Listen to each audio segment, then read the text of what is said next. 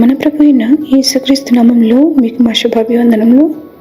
ఈరోజు దేవుని వాగ్దానము, మునుపటి ప్రవర్తన విషయంలోనైతే మోసకరమైన దురాశ వలన చెడిపోవు మీ ప్రాచీన స్వభావమును వదులుకొని మీ చిత్తవృత్తి యందు నూతన పరచబడిన వారై నీతియు యథార్థమైన భక్తియు గల వారై దేవుని పోలికగా సృష్టింపబడిన నవీన స్వభావమును ధరించుకొనవలెను.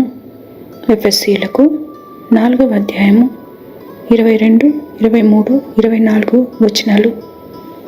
You were taught with regard to your former way of life to put off your old self, which is being corrupted by its deceitful desires, to be made new in the attitude of your minds, and to put on the new self, created to be like God in true righteousness and holiness. Ephesians chapter 4 verses 22, 23 and 24. ప్రార్థన. ప్రేమగల తండ్రి, మీరు మా రక్షణాధారమై మీ నిత్య కృపలతో నడుపుతున్నందులకు వందనాలు. ఇరుకులలో, ఇబ్బందులలో మా మొరను ఆలకిస్తూ ఆదరిస్తున్నందుకు కృతజ్ఞతలు.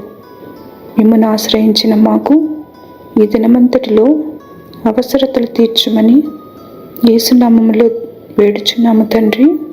Amen. Have a blessed day. God bless you.